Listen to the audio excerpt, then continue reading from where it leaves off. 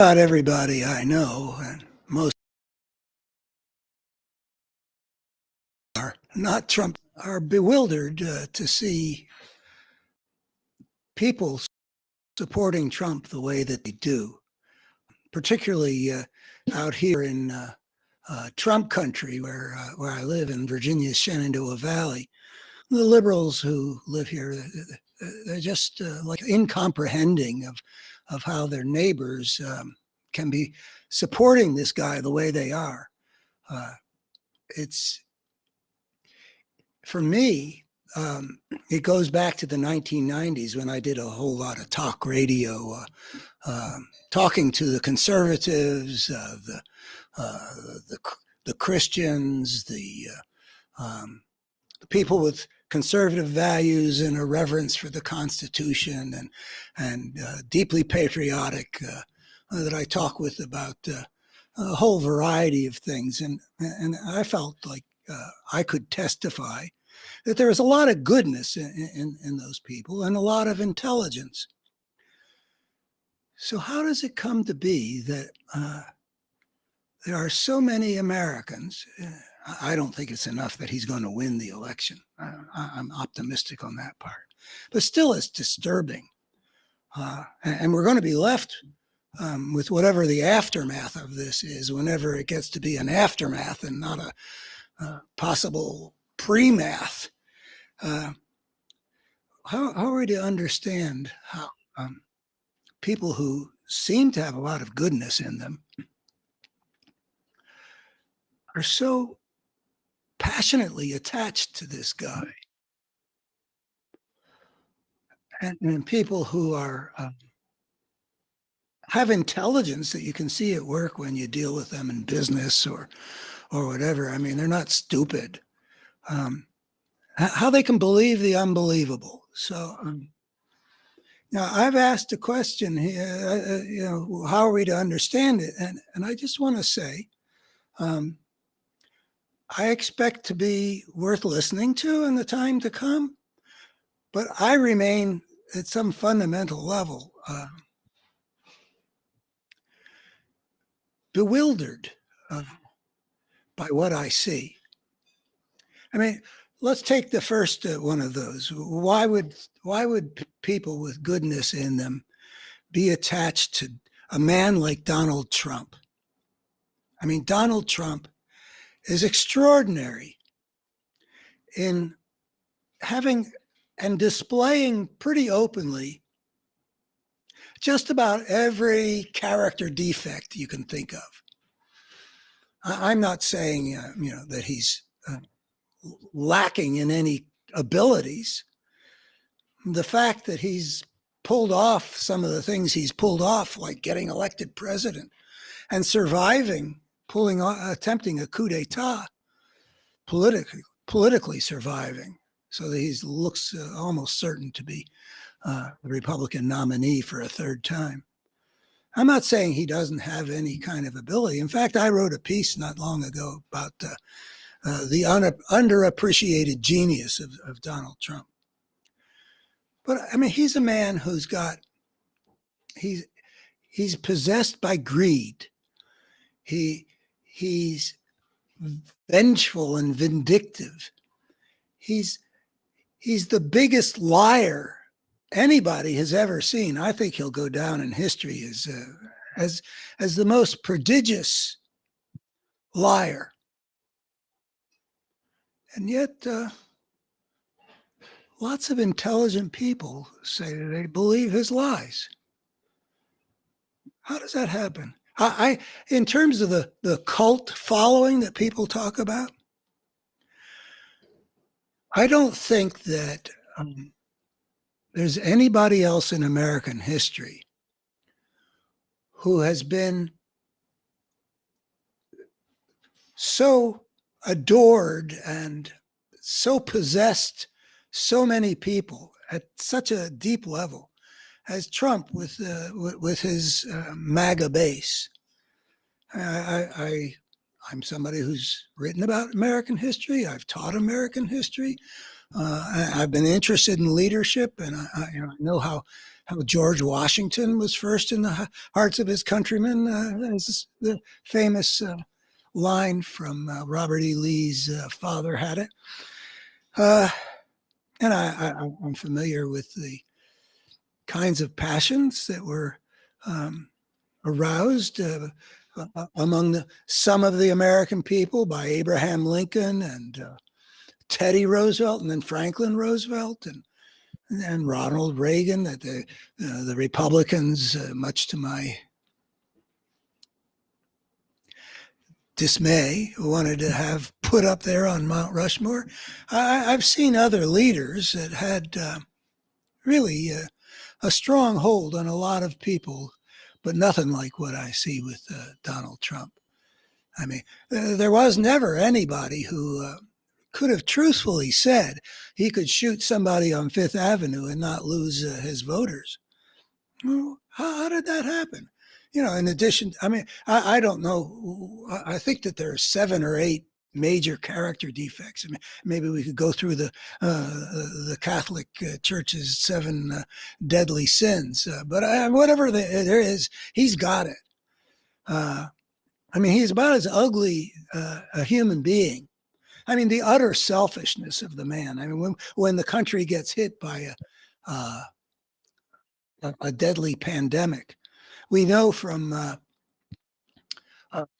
Pence's aide on this question, who worked with Trump on response to the pandemic, that all Trump was interested in was how can he use this situation for his political advantage. The idea that as president of the United States, he had a responsibility to make the priority protecting Americans from a deadly pandemic was foreign to him.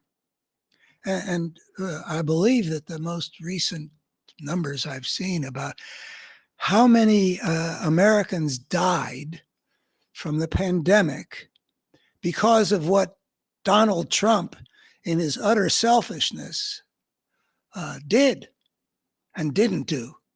I think the figure is an extra 200,000 dead people. And then in the wake of the election, he had reasons to want to be reelected, including staying out of jail. But I don't think he actually needed to do anything to stay out of jail. Now, we've seen Merrick Garland be really hesitant about going after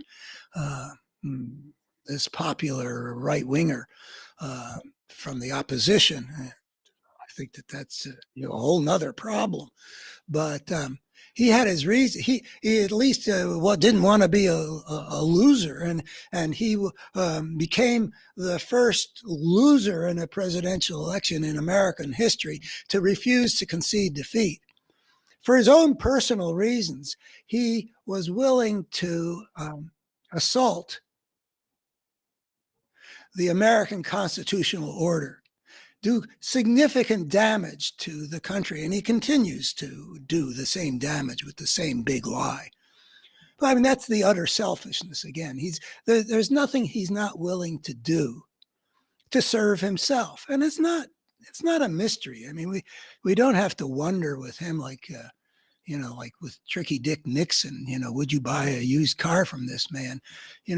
Trying to get people to see beneath the pious exterior. There is no pious exterior with this guy. It's all right up front.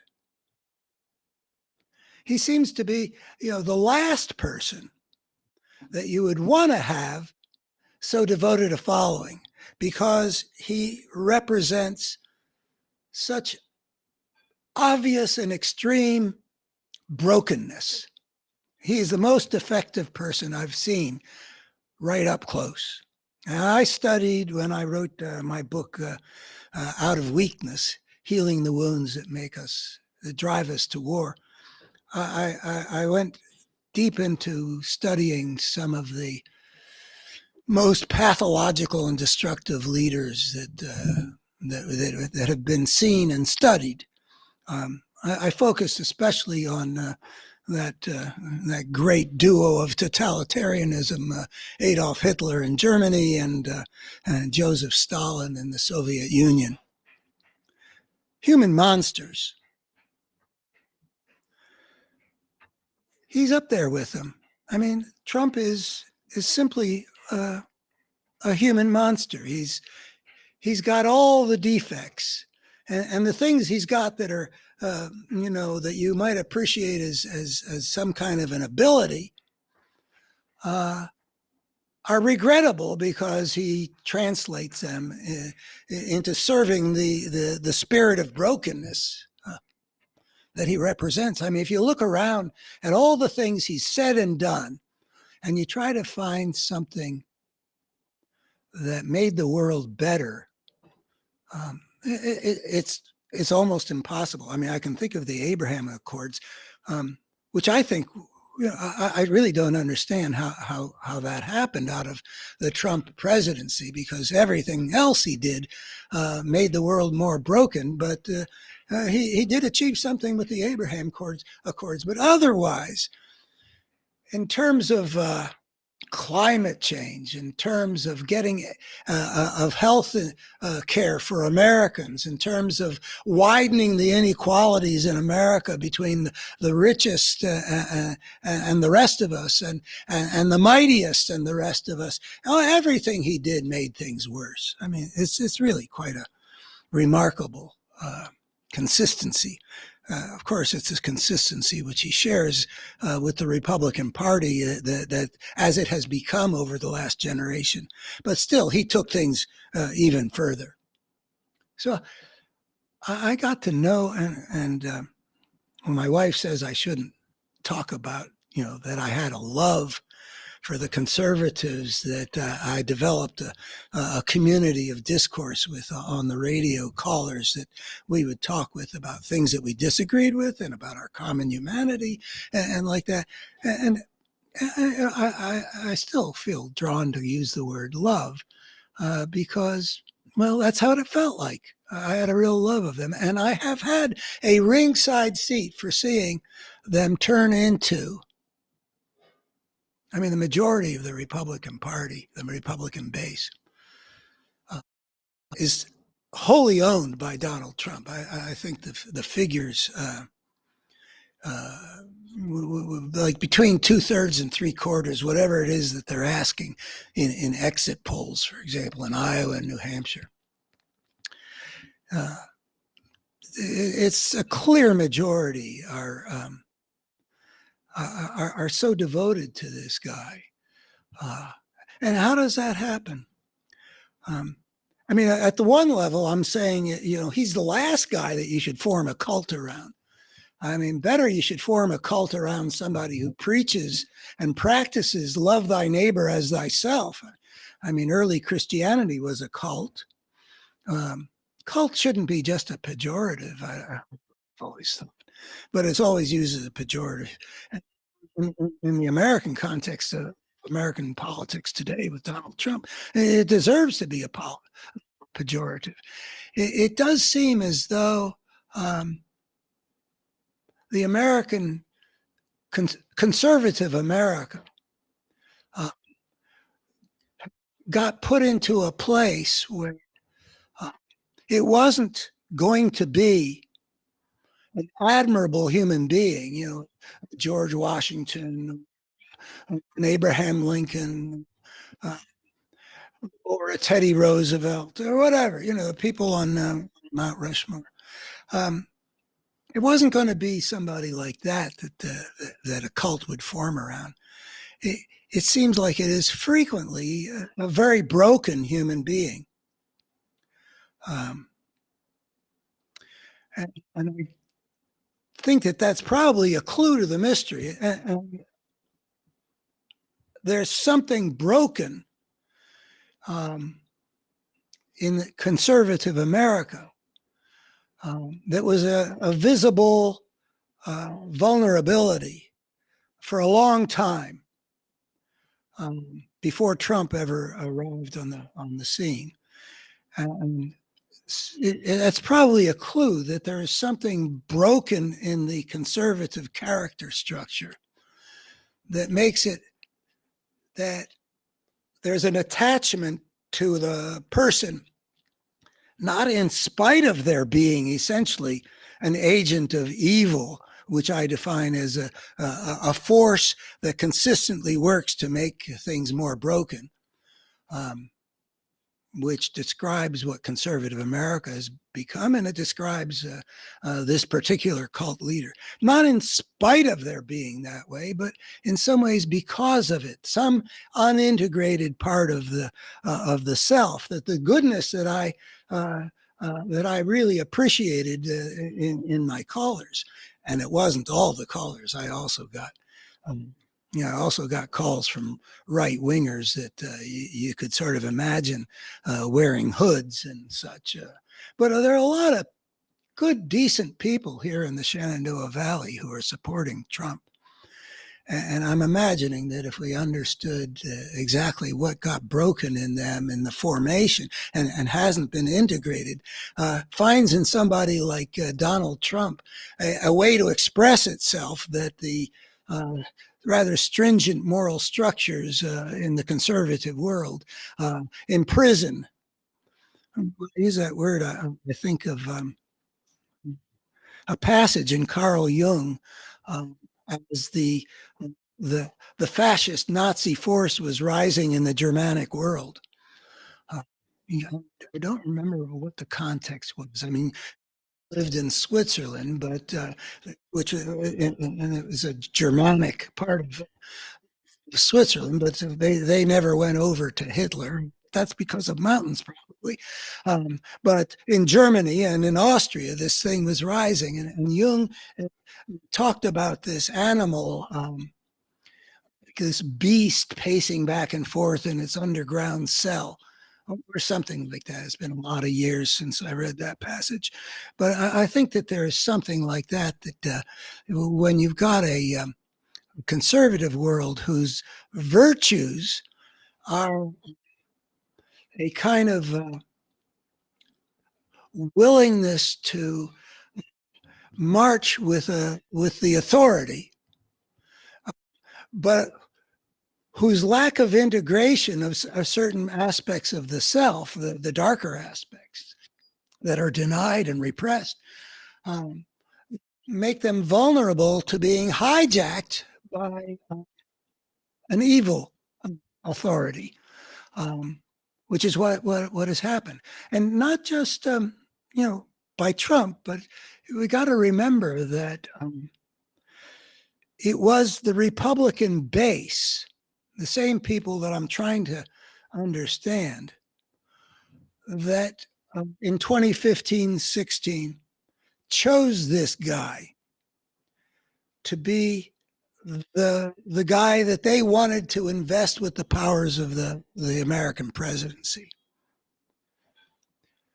In spite of its being obvious that he had exactly those characteristics, that if you wanted to make a portrait of what is it you don't want to be wielding the powers of presidency, you don't want the kind of guy who's so greedy he's going to sell his office, with the emoluments and the stuff from the foreign government. You don't want a guy who's so selfish and he's not going to care about serving the people or the national interests of the country.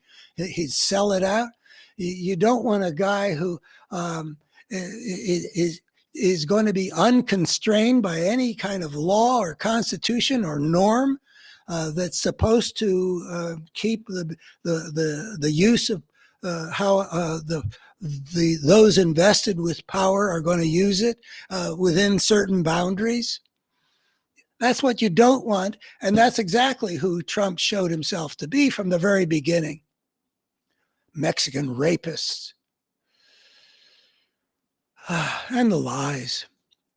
In a way, as disturbed as I am to see good people, and I put it in quotation marks because I both mean it and I recognize that doesn't capture the entire reality about these folks in conservative America.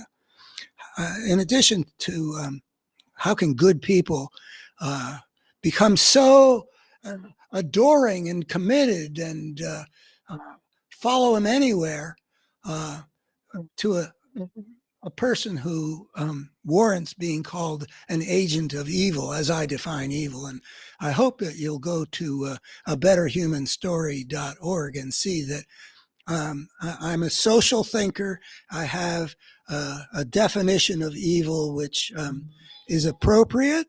It suits what we usually have meant historically in a religious framework, but it works well in a secular framework about evil as a coherent force that consistently works to make the human world worse or more broken. If you'll go to abetterhumanstory.org, and you'll easily find that as a social thinker, I am able to demonstrate the existence of such a force, and also that it is a significant reality that needs to be understood if you want to understand what the nature of what's been going on in the human drama since we embarked on the path of civilization 10,000 years ago or whatever. Well, in addition to being deeply puzzled and dismayed to see good people choosing an evil person. Actually, I don't like to use the word describe people, an agent of evil, because clearly the brokenness that was, we can leave the word evil aside and we can call it a force of brokenness. The force of brokenness has utilized the brokenness that was there in conservative America. It was a vulnerability which has now been exploited. It was exploited by Rush Limbaugh, and it was exploited by Newt Gingrich. It was exploited by Fox News. It was exploited by Karl Rove and the presidency of W that Rove served as the brain of, along with the Dark Knight Dick Cheney, and it's been served by the whole Republican Party leading up to Trump. And then he came in, Trump did in 2015, and he hijacked this Republican base that had been fashioned by the force of brokenness into maximizing that vulnerability. I don't think that the people who loved Ronald Reagan at that time would have ever chosen somebody like Donald Trump. But in the course of the years, from the time they loved Reagan back in the 1980s to the time that they chose Trump, how many years later are we doing here? Let's see, 15 plus another, so 30 years later. The Republican Party has been transformed. And this is what I had a ringside seat to see, because I talked with them on the radio for hours and hours from 1992 onward for many years. And I got to see a lot of good people start to be under the sway of a force of brokenness. And then they chose this guy. So the force of brokenness worked with brokenness, and that's part of how you get to see how a force of brokenness moves through the human world. But in any event, the thing that actually gets me personally the most has got to do with the issue of the truth. And that gets me especially because just out of my family culture and whatever I did with my family culture, the pursuit of the truth is basically sort of very much front and center for me, like throughout. When I ran for Congress here as a Democratic nominee in this very red, like 2-to-1 Republican district, my campaign slogan was "Truth for a Change," because the Republican Party was already dealing almost entirely in falsehoods and manipulation and exploitation. And I thought that I could reach out to the people and show them that they were being manipulated and exploited and deceived. I was overly optimistic about them. I still had this image of them as they'd been in the like the mid 1990s. But by the time I ran in 2011-12 against a typical Republican named Bob Goodlatte, who is a 20-year incumbent, he's eventually retired after being a chair of the House Judiciary Committee and an enabler of Trump. when he should have been investigating him from the very beginning as requiring impeachment. Anyway, I I have been a truth seeker, and whenever I watch a movie and somebody's lying, I get so uncomfortable if the lie gets believed. It's just a big issue for me. And if you look up on my if you Google Schmuckler, my last name, and Labor Day, you'll see the speech that I delivered that went viral and the highlight of my campaign. And I say I'm running, though I never expected to be a candidate for office, because this is a moment where the truth is defeating the lie so often that truth telling needs its champions. And then I try to show how the Republican Party of that moment was neither conservative nor patriotic. So the lie has been rising in the Republican Party for a long time, but Donald Trump, I mean, Donald Trump, I think it was the Washington Post, kept track of how many falsehoods and misleading statements, I don't know if they use the word lies, that he told during the 4 years he was president, and it was over 30,000. It took me a while to realize, I've had a lifetime of listening to what the president says. I never wanted Trump to be president. November 9th, 2016 was maybe the most despairing day of my life. Right up there with the death of my father in 1967. But the day after Trump became president, but here we are. This guy is telling. It took me a couple years to realize, don't listen to this guy for any truth value. If there's any truth value in what Donald Trump says, it's purely coincidental. It's just that he thinks that this little particular thing serves his purpose. But whatever he's going to say has no relationship to the truth other than coincidental. He's going to say whatever serves his purpose. And 30,000 times whatever he said was untrue, would lead people to believe things that were false. And it wasn't hidden.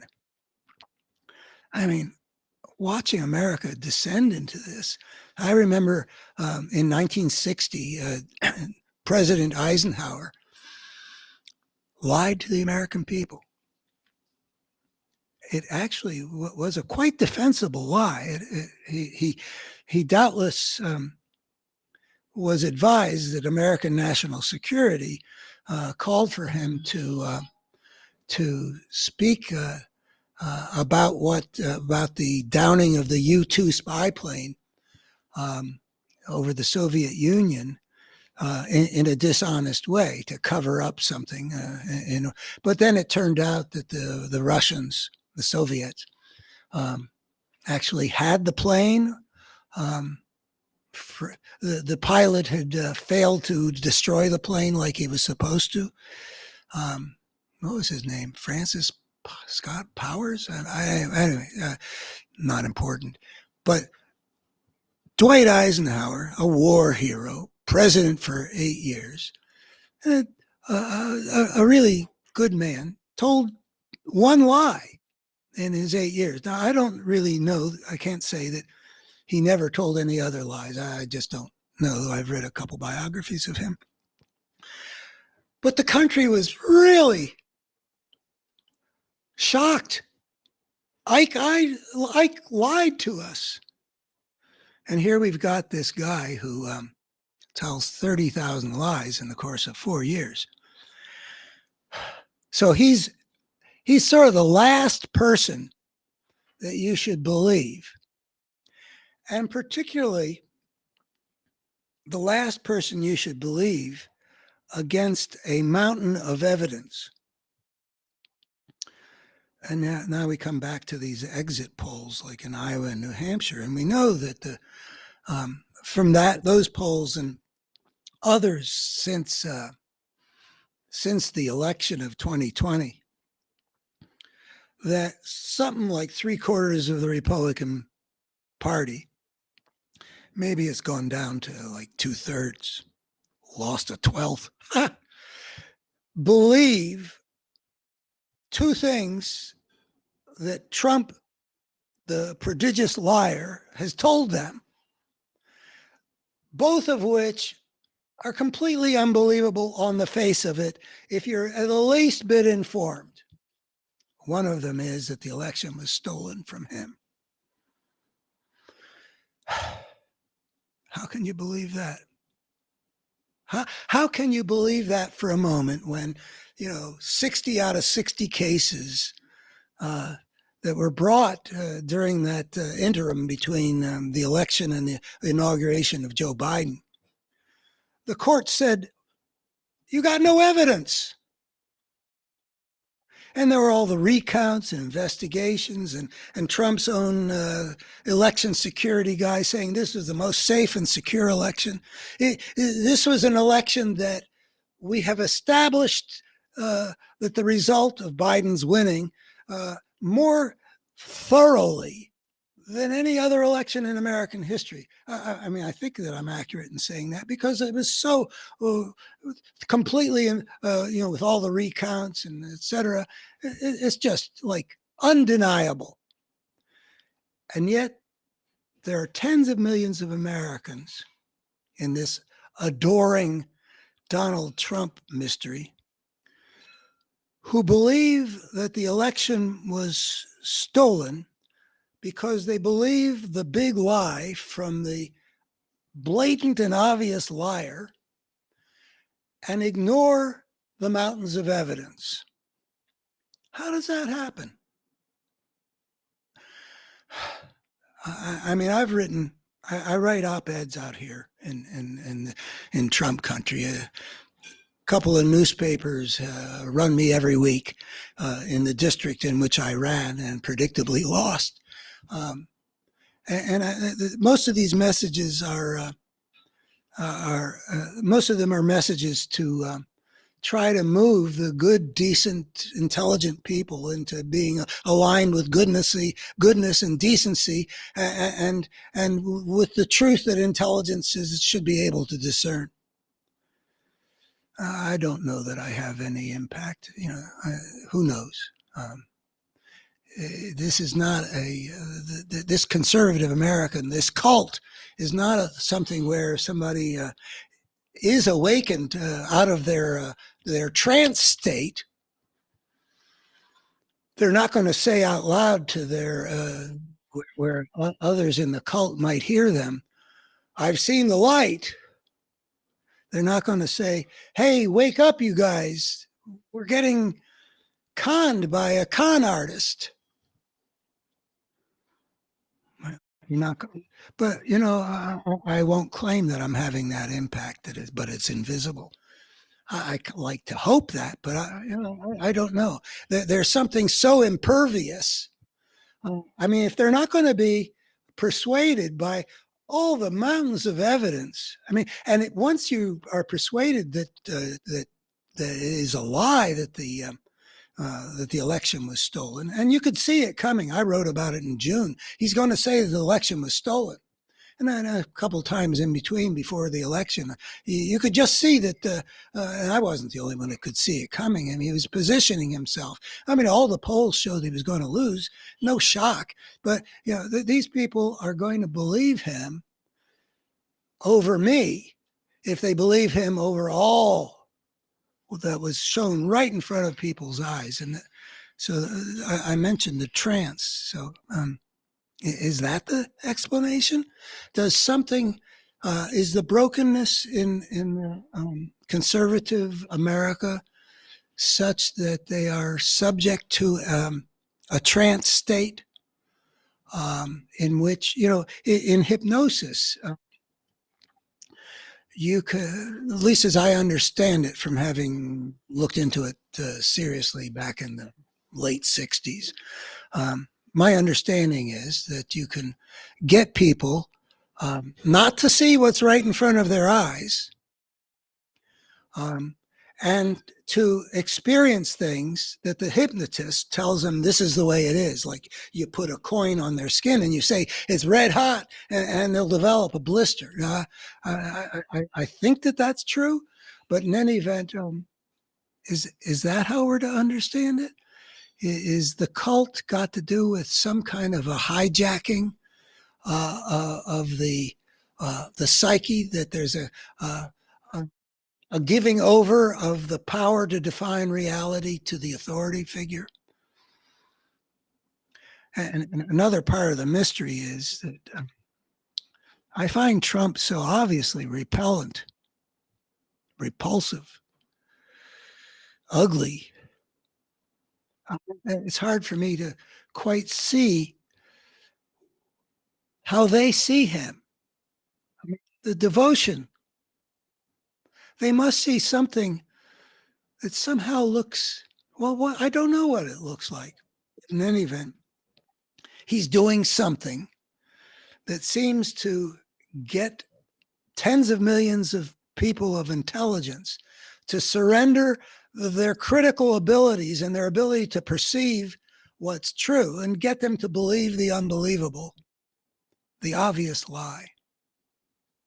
And the second obvious lie that the polls show that these tens of millions, most of them, most of the Republican base believes that these prosecutions of Donald Trump, you know, all these cases that he's involved with, where the American system, the Constitution, the rule of law, no man is above the law, is trying to hold him accountable for his actions, like what America is supposed to be. They believe that these prosecutions are politically motivated. Again, mountains of evidence. For starters, you can see that they're politically motivated. I mean, Merrick Garland should, by rights, have looked into not just the people who were storming the Capitol, but the people who sent them from the beginning. You know, he had to be, the Department of Justice had to be dragged kicking and screaming. Well, not kicking and screaming, really not wanting to go after this guy. They were politically motivated to ignore their responsibility to enforce the law without fear or favor. They had fear.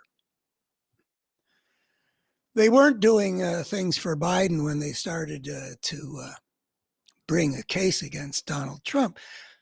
So much got exposed, for example, by the outstanding January 6th committee in the House, headed by, with the vice chair being Liz Cheney.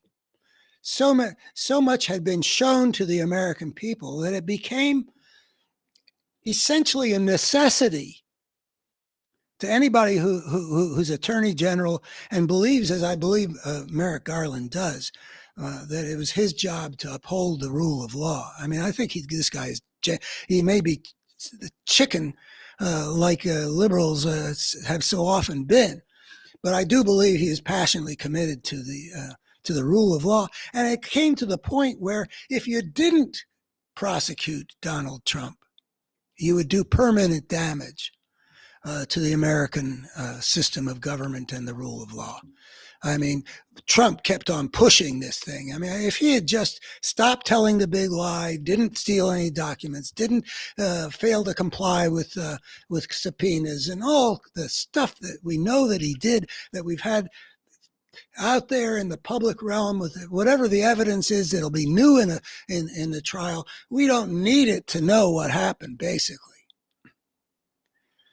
And a lot of that got exposed by the January 6th committee, and they forced Merrick Garland's hand, and he named a special prosecutor. And I think Jack Smith is doing an outstanding job. And it is so obvious from all the evidence that's been presented that Donald Trump committed some of the most serious crimes in American history.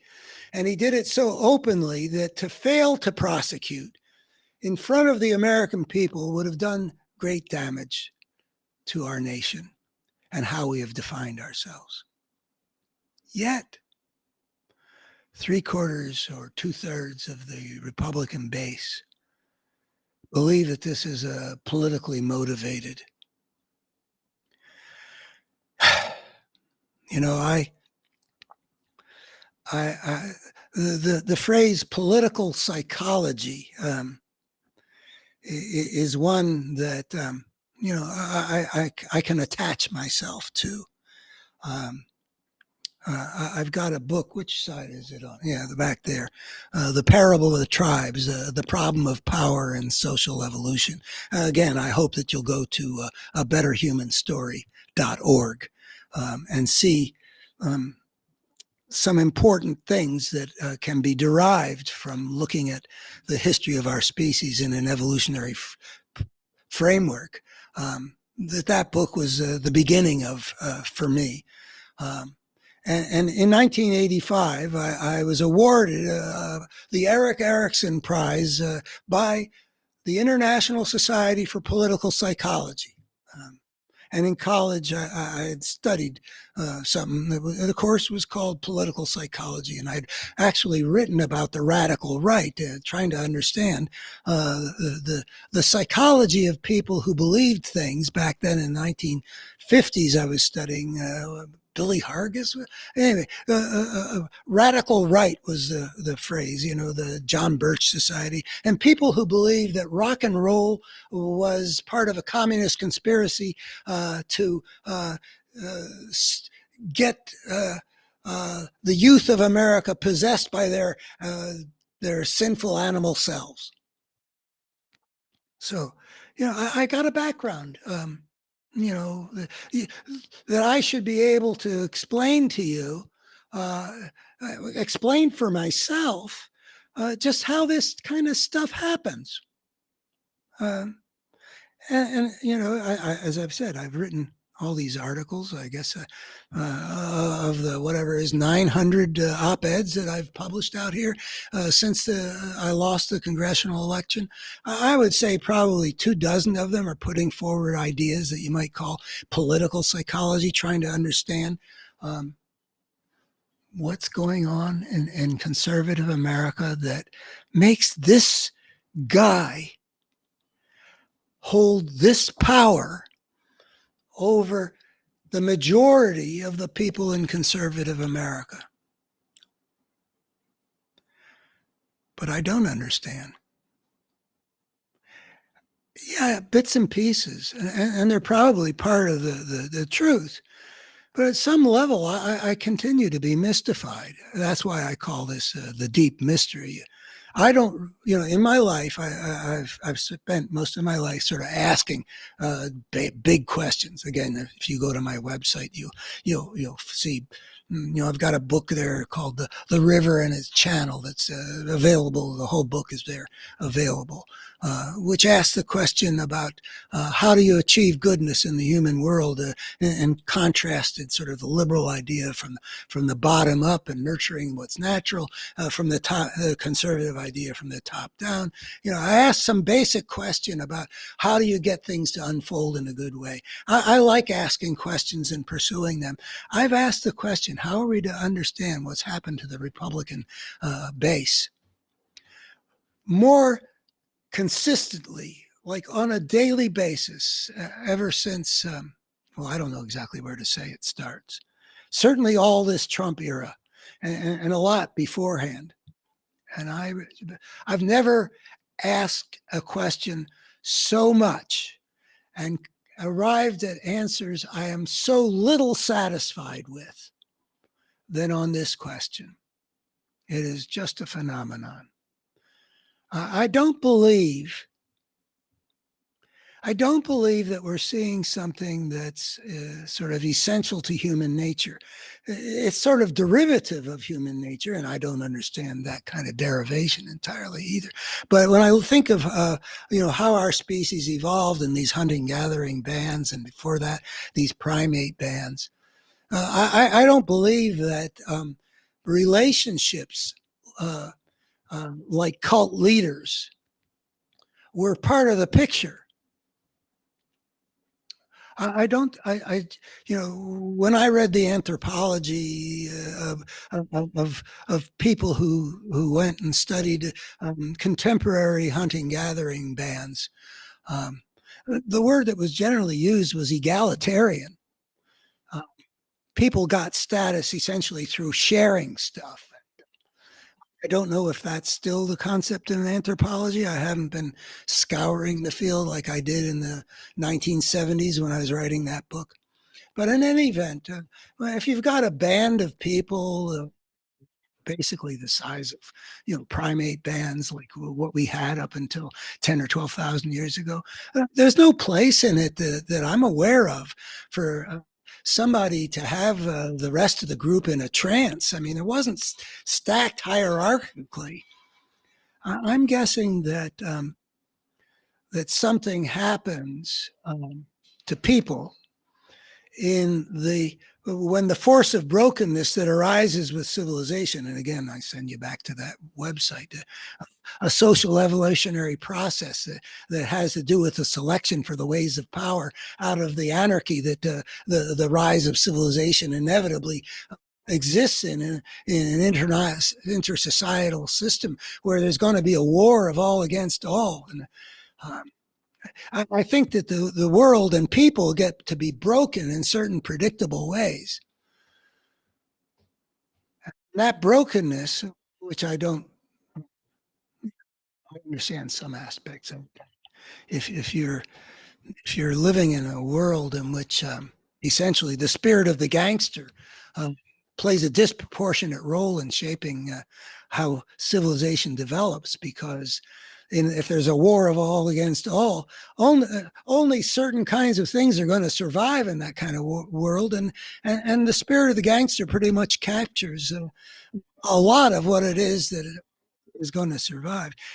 People are going to get ground up in the chronic warfare, in the tyrannies that arise and such, and the traumas that people suffer from, that they're not able to integrate their experience, and that's a kind of brokenness. And then these societies that are shaped by the demands of power rather than by human needs mean that they're going to be compelled to internalize what such societies demand of their members, which is not in alignment with human needs in a very reliable way. And so they're internalizing a set of demands that are at war with what's inside them. And that's another kind of trauma and brokenness, which, by the way, is especially to be found, I think, in right-wing parts of the various bodies politic. You know, being a civilized human being has always been very difficult. How did we in America come to this? You know, I've asked that question too. You know, I've watched the rise of a destructive force to great power in 3 episodes in history. The first one is how America got so profoundly damaged around the issue of all the stuff that happened because of the unresolved issue of slavery. The Civil War was a nightmare, and it's a trauma that continues to ramify through the American system even a century and a half later. But at least you could point at that time to there being a really profound unresolved issue in the country, namely the issue of slavery. And if you look at the 1850s, you can see how the failure to deal with that successfully. I mean, after the Missouri Compromise and the Compromise of 1850, trying to utilize the constitutional system, which is our way of avoiding the brokenness of the Civil War. Eventually that broke down, and you get the Dred Scott decision, and you get the Fugitive Slave Act, and you get the Kansas and Nebraska Act, and you get the rising force in the South of of a lawless force of brokenness, which eventually arrogates to itself the willingness to assert without a basis in the constitutional process the right to make war to protect the slave power.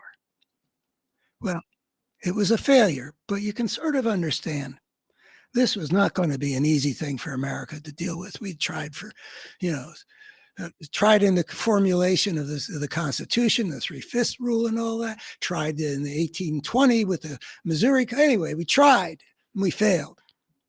Nothing like that in America in our times. You go to the end of the Reagan, Bush, first Bush period, America's moving along. We won the Cold War. 9/11 doesn't count as a trauma of that magnitude. So it wasn't trauma that got us to this brokenness, where somebody like Donald Trump could be adored by the majority of one of America's two major political parties. The second area that I studied where the force of evil, the force of brokenness, a destructive force, gained huge power and inflicted enormous damage on the world, was the rise of the Nazi regime.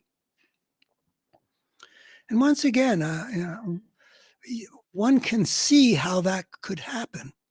You talk about trauma, and part of the definition of trauma is that it is an experience that is so overwhelming in its painfulness and disruptiveness that it can't be integrated into a wholeness in the person. It can't be, my brother is an expert on trauma. He's a psychotherapist who works on trauma. I know a little bit about trauma, enough to say that if you look at what happened to the German people between 1914 with the beginnings of World War I, which the Kaiser certainly has a lot to answer for there, and the deaths of all those young men, and then the failure and losing, and then the imposition of what in their brokenness the victorious Allies imposed on Germany at Versailles, all the injuries that inflicted, when the Allies hadn't yet learned what the Americans victorious in the wake of World War II learned about how you build wholeness back into the world after such a terrible thing as a world war. They planted the seeds of World War II.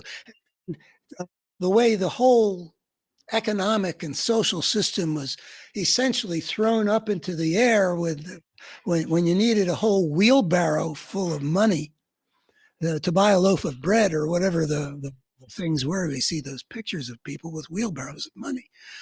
Inflation is so out of control. The economic system, people who had been secure are now, starving. They had been through a lot. Time Adolf Hitler in 1933 has enough success in the election that the Weimar Republic collapses. Hitler is able to build what this nightmare of a force that emerges out of all that brokenness in what had been considered the most civilized nation. It really casts civilization in a different light. If the most civilized nation can become so, quote, barbaric, what is civilization? But the United States has this force rising with Rush Limbaugh and Newt Gingrich and Fox News, and America's being prosperous, and we're starting to run a budget, what's it called, a surplus. And as far as the eye can see, of course, W comes in and starts giving money to the rich. But And then we've got 9/11, which was somewhat traumatic, but really not at this scale. So the explanations of huge issue in slavery and huge trauma with Germany don't explain what's happened to America. The best I can come up with is that a force of plutocracy had been taking over the right for some time. And by the time this force is starting to push the likes of Rush Limbaugh and eventually Fox News and all that into the American system of free speech, taking advantage of that free speech to poison the minds of conservative Americans. The force is a plutocratic one, but in order to get political power in democratic society, they've got to poison a lot of minds. And they worked very effectively to do that over a long period of time with a lot of different players, from Limbaugh to Karl Rove and now Donald Trump. And it had to be combined with a weakness and a blindness in liberal America that as this battle was going on, to poison the minds of the American people, liberal America did not rise to fight against that force, to keep the good people more aligned in their politics with goodness, rather than being prepared to go with a human monster like Trump and keep these intelligent people in contact with reality and not subject to being taken into a trance or whatever it is and believe the unbelievable. Liberal America didn't recognize what was rising. And I would say part of the reason they didn't recognize what was happening is that they did not understand that there can be such a thing as a force of brokenness that consistently works to make things more broken. And at the center of the human drama, there is the struggle between two forces, one of which consistently makes the world worse, the human world worse, and one of which works to make the human world better. And it fell to liberal America, as this was happening on the conservative America, it fell to liberal America to uphold its part of that battle. And liberal America simply did not see what was rising and what they were called to do. And if you want to see various ways that can be shown, well, I invite you to watch the YouTube video that I recently made where I talk about Biden and Netanyahu just as an entryway into a whole story of the various failures of liberal America to rise and fight this force the way it needs to be fought. It's a problem which we've gone a long way towards solving. I think we will solve it well enough in the 2024 election. I think we will beat Donald Trump and the Republican Party, because though many, many minds have been poisoned, they don't constitute a majority. In order to vote for Donald Trump, you have to either be in favor of the fascism that he clearly and ever more clearly represents, or you have to be in that frame of mind where you believe obvious lies and are out of touch with reality, somewhat crazy, or some combination of both. And even though it is very distressing to me that we've got tens of millions of people who fall into one or both of those categories, I don't think it's a majority. So we're going to defeat Donald Trump, but we're going to be left with this Republican base. Even if Trump were to leave the scene, we've got people whose brokenness has been cultivated, and we're going to need to find ways of bringing them back to their goodness, so they would not find somebody like Donald Trump someone to give adoration to, and we've got to bring them back to their intelligence so they can at least have the degree of contact with reality that a healthy democracy requires of its citizens. Well, thank you.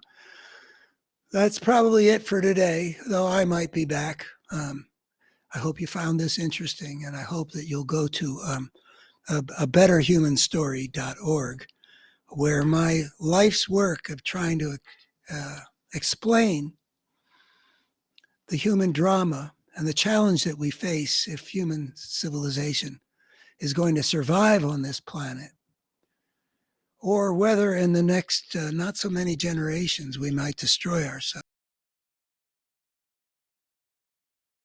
What we've got to do. The human story has been so tormented and destructive as it's been, and what it's going to take for us to make it something that can thrive on this planet in harmony with the biosphere, and create an order in which nuclear holocaust isn't going to end human civilization, and where human beings can thrive and human needs be met. We need to conceptualize the nature of the drama in which we are existing. This is a piece of it that applies to our moment in history right now, but it's part of a larger picture, and I have worked very hard to paint that larger picture. And even though I don't claim to understand some of the mystery of this deep thing that's happened with Donald Trump, I do claim to understand some of the basic outlines of a better human story that can help human civilization to survive.